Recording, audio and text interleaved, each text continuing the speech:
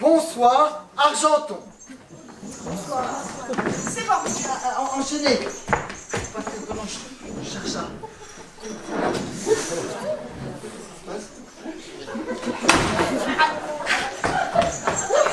C'est quoi c'est? À votre avis, là? Ben oui. Oui, bah, faites quelque chose, là. Je demande à quelqu'un de... Non, on n'a pas le temps. Attention!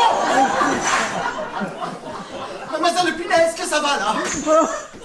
C'est une conférence démographique sur le thème de la surpopulation mondiale, qu'on aborde avec des vrais chiffres, avec des citations aussi, des vraies citations, à part des vraies citations, je veux dire, sérieuses, des arguments, voilà, des arguments.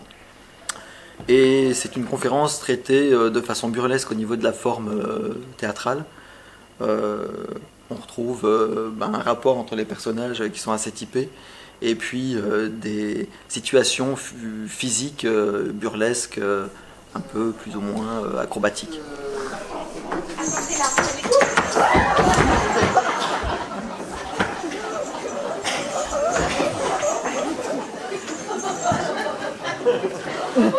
Personne, vous pouvez plus me prévenir, là, plutôt que de juste crier, là. Enfin, c'est les escaliers. Ah, j'ai demandé à les enlever tout à l'heure.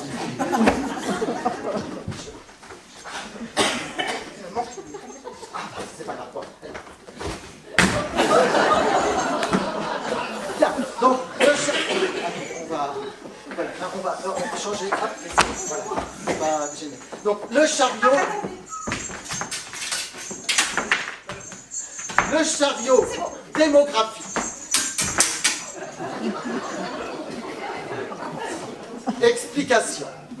Disons que c'est un couple, enfin pas mythique, mais c'est un peu comment en clown, l'Auguste et, comment il s'appelle, Et le clown blanc. Ouais. Donc c'est-à-dire le conférencier qui est garant d'un sérieux bien ferme, bien étriqué, et l'assistante qui l'empêche en fait, qui l'embête, qui l'ennuie dans une maladresse qu'elle a et qu'il a aussi, mais d'une manière différente.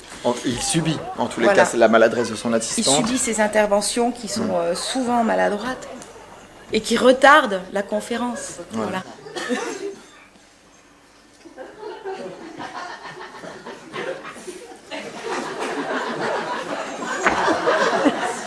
Nous constatons donc que le lit du pauvre est en général plus fécond que le lit du riche. Eh bien, c'est la raison pour laquelle nous nous pencherons plus particulièrement sur le berceau de l'enfant pauvre. Que faire de ce trop d'enfants? Il est bien évident que tout a été tenté en matière de contraception. La question, c'est à l'aide de machines que, soi-disant, ce conférencier aurait inventées.